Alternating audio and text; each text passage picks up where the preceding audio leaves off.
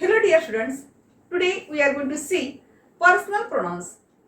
चला तर विद्यार्थी मित्रांनो, आजच्या भागामध्ये आपण पर्सनल प्रोनाउन्स कोणती असतात याविषयी माहिती जाणून घेऊया. आता जवळपास तुम्हाला सुट्ट्या लागलेल्या असतीलच, पेपर संपलेले आहेत.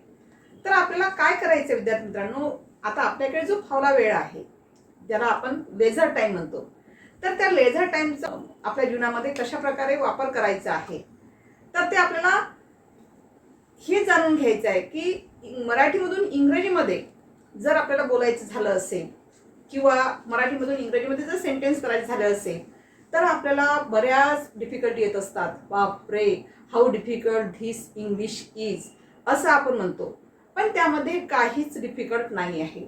तर आपण अगदी आपल्या उन्हाळी सुट्टीचा वापर या इंग्रजी शिकण्यासाठी करूया, म्हणजे जेणेकरून तुम्हाला काय होईल, कोणतंही वाक्य इंग्रजीमध्ये असेल तर त्याचा मराठी अनुवाद काय होतो, त्याचा मराठीमध्ये अर्थ काय होतो हे आपल्याला जाणून घेता येईल.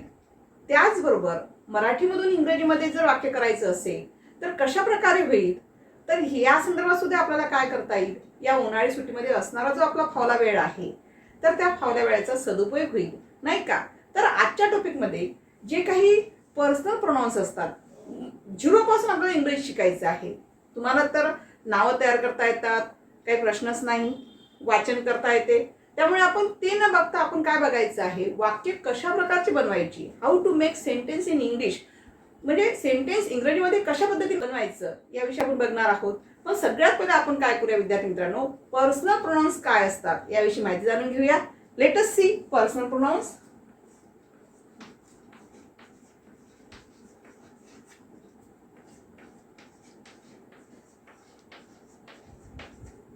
पर्सनल प्रोनाउन्स याला काय म्हणतात बरं, पुरुषवाचक सर्वनामे. मग ही जी आहे पर्सनल प्रोनाउन्स, आपण एखाद्या विचारलं तुम्हाला टेल मी पर्सनल प्रोनाउन्स, तुम्हाला माहिती असते मराठीमधून, पण इंग्रजीमध्ये त्याला काय म्हणतात हेच माहिती नसते, बरोबर आहे की नाही. पर्सनल प्रोनाउन्सचा अर्थ होतो पुरुषवाचक सर्वनामे. पुरुषवाचक सर्वनामे त्याला म्हणतात पर्सनल प्रोनाउन्स. आता ही कोणती असतात बरं, ही माहिती आहे का, आहे तुम्हाला माहिती, पण नेमकं त्याचा वापर कुठे करायचा, ती कोणती आहेत ही तुम्हाला माहिती आहे, पण ठामपणे सांगू शकत नाही का यालाच तुम्ही पर्सनल प्रोनाउन्स म्हणता म्हणून, नाही का. याचं कारण काय आहे, जी तुमच्यामध्ये असणारी भीती जी आहे ते तुम्ही काढून टाकायसाठी आपण आज व्हिडिओ तयार करत आहोत, आज आपण ते शिकवत आहोत. कारण ती भीती तुम्हाला ठेवायची नाही. पर्सनल प्रोनाउन्स सगळ्यांनाच माहिती असतात, पण सांगता येत नाही. जर मी आता सुरुवात केली तर पटकन सगळ्यांच्या लक्षात येईल. काय असेल बरं, चला, I, we, they, you, he, she, it, हीच आहे पर्सनल प्रोनाउन्स, नाही का. बघा, आलं की नाही चटकन लक्षात तुमच्या का हे पर्सनल प्रोनाउन्स आहेत म्हणून. पण ठामपणे लक्षात आलं होतं का सुरुवातीला मॅडमनी पर्सनल प्रोनाउन्स कोणती असतात असं ज्यावेळेस विचारलं त्यावेळेस तुम्हाला थोडा विचार करावा लागला असेल, नाही का. पण ज्यावेळेस मी सुरुवात केली, जसं की I, we, they, you, he, she, it, ही सर्व काय आहे, पर्सनल प्रोनाउन्स आहेत. ही सर्वच्या सर्व पर्सनल प्रोनाउन्स, आणि या 7 पर्सनल प्रोनाउन्सवर पूर्ण इंग्रजी डिपेंड आहे विद्यार्थी मित्रांनो. ज्याला ही पर्सनल प्रोनाउन्स माहिती आहे त्याच मुलांना, त्याच विद्यार्थ्यांना इंग्रजीमध्ये त्याचा वापर कसा करता येईल हे तुम्हाला त्या ठिकाणी काय होईल, माहिती निश्चितच घेता येईल. म्हणजे या 7च प्रोनाउनवर ऍक्च्युली 8 प्रोनाउन असतात, पण हा जो यू आहे हा यू पुन्हा आपण वापर करीत नाही. कारण पुन्हा पुन्हा आपण यू यू लिहितो का, हा एक यू हा सिंग्युलर म्हणून वापरला जातो आणि दुसरा जो यू आहे तो आपण प्लुरल म्हणून वापरला जाते. जसं की तुम्ही असं म्हणायचं असेल तर त्या ठिकाणी सुद्धा यूचा वापर केला जातो, आणि तू म्हणायचं असेल सुद्धा त्या ठिकाणी सिंग्युलर मध्ये यूचा वापर केला जात असतो. ठीक आहे, एवढं तुमच्या लक्षात आलं असेल. ही सर्व काय आहे, पर्सनल प्रोनाउन्स आहेत, पुरुषवाचक सर्वनामे आहेत. आता आपण थोडं नेक्स्ट स्टेपकडे वळूया, कारण आपल्याला इंग्रजी शिकायचं आहे, कशा पद्धतीने बोलायचं आहे, how to speak in English, इंग्लिशमध्ये कसं बोलणार, सेंटेन्स कसं तयार करणार, हे एक एक आपण या ठिकाणी बघणार आहोत. मग आता प्रत्येक वाक्य सिंग्युलर मध्येच येईल का विद्यार्थी मित्रांनो, नाही, तर काही वाक्य प्लुरल मध्ये सुद्धा येतात. मग नेमकं पर्सनल प्रोनाउन्स मध्ये काही असे जे प्रोनाउन्स असतात का ज्याचा वापर त्या ठिकाणी प्लुरल मध्ये सुद्धा होतो. मग ते तुम्हाला माहिती आहे का? प्लुरल प्रोनाउन्स कोणती असतात? तर आहे तुम्हाला माहिती? नक्कीच माहिती आहे. आता हे जी प्रोनाउन्स देऊन दिलेली आहे यामध्ये सुद्धा प्रोनाउन्स मध्ये प्लुरल प्रोनाउन्स आहे नाही का? पण यातलं नेमकं कोणतं प्रोनाउन्स प्लुरल आहे हे थोडं विचार करायला वेळ लागेल नाही का? चला तर मी सांगते की या ठिकाणी प्लुरल प्रोनाउन्स कशाचं काय होते हे बघूया. सिंग्युलर आणि प्लुरल कोणती प्रोनाउन असतात? सिंग्युलर आणि प्लुरल. म्हणजे आपल्याला काय करायचे विद्यार्थी मित्रांनो की या ठिकाणी नेमकं त्याचा बदल काय होतो, कशा पद्धतीने वापर केला जातो हे आपल्याला बघायचं आहे. सिंग्युलर मीन्स काय होते? एक वचन आणि प्लुरल मीन्स काय होते? अनेक वचन. ह्या दोन्ही गोष्टी लक्षात ठेवा. म्हणजे पुढे आपल्याला ज्यावेळेस सेंटेन्स शिकणार आपण त्यावेळेला तुम्हाला सोपं जाईल. आता सिंग्युलर प्रोनाउन मध्ये कोणतं येते? आय. आयचा अर्थ काय होतो विद्यार्थी मित्रांनो? आयचा अर्थ होतो मी, मला, यासाठी सुद्धा वापर केला जातो आणि आणखी माझ्याने असा सुद्धा वापर केला जातो आयचा. म्हणजे ज्यावेळेस आपण सेंटेन्स तयार करणार विद्यार्थी मित्रांनो त्यावेळेस याचा वापर तिथे करायचा आहे बरं. म्हणून यासाठी आपण हा टेबल बघूया. मग आयचं प्लुरल काय होते? आयचं प्लुरल होते विद्यार्थी मित्रांनो वी. आयचं प्लुरल काय होत असते? वी होते. वीचा अर्थ काय होतो? वी मीन्स आम्ही. नंतर आणखी दुसरा शब्द माहिती आहे? आम्हाला, आमच्याने, यासाठी सुद्धा वी वापरला जातो. बरोबर आहे. हे झालं आयचं प्लुरल काय झालेलं आहे? वी झालेलं आहे. ठीक आहे. दुसरा सिंग्युलर प्रोनाउन कोणता आहे बघूया. वी हा प्लुरल झालेला आहे. दुसरा जो आहे तो कोणता आहे? यू आहे. यू. आता यूचा अर्थ काय घेतला इथे बघा. यू मीन्स तू, तुला. यू मीन्स तुला, तुझ्याने. म्हणजे यूचा अर्थ बघा किती होतो? यू मीन्स तू, तुला, तुझ्याने. पुन्हा यूचं प्लुरल काय होईल? कोणतं सर्वनाम होईल? यू. यूचं प्लुरल काय राहील? यू.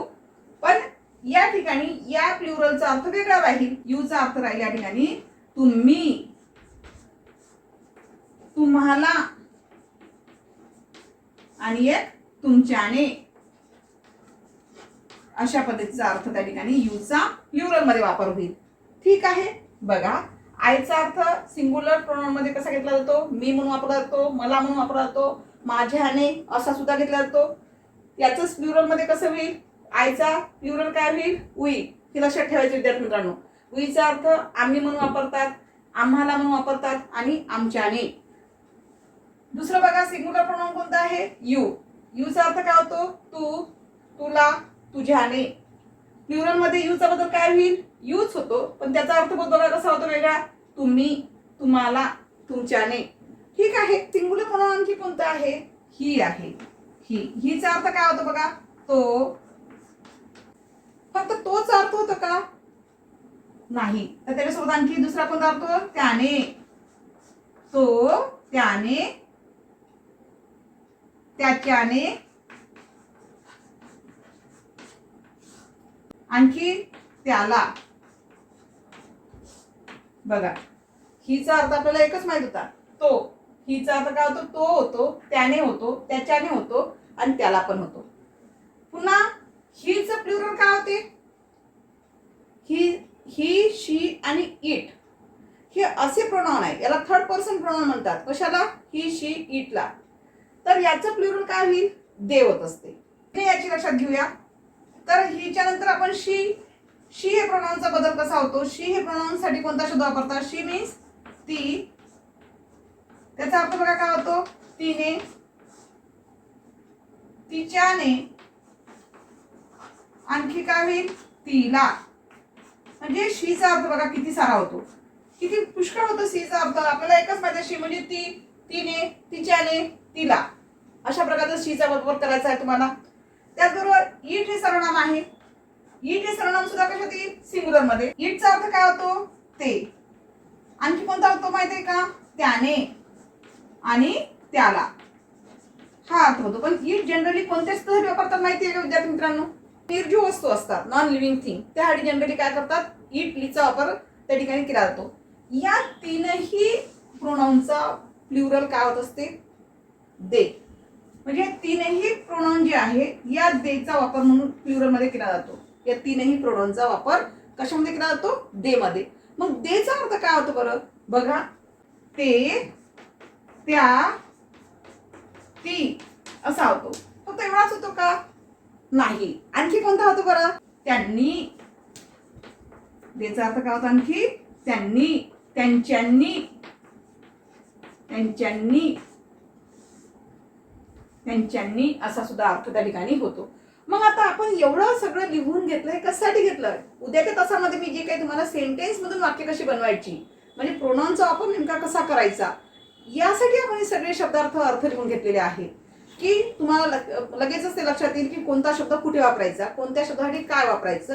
यासाठी आपण हे काय केलेलं आहे, पर्सनल प्रोनाउनची माहिती आज बघितली आहे. तर आपण आजच्या तासामध्ये पर्सनल प्रोनाउन्स नेमकं काय आहे त्याविषयी माहिती तर बघितलीच आहे, पण त्याचबरोबर जी काही पर्सनल प्रोनाउन्स असतात त्याचा प्लुरल मध्ये वापर कशा पद्धतीने केला जातो, त्याचा मिनिंग काय होतो प्लुरल मध्ये, आणि कोणत्या प्रकारचे प्लुरल मध्ये प्रोनाउन्स येतात याविषयी माहिती आपण आज बघितलेली आहे.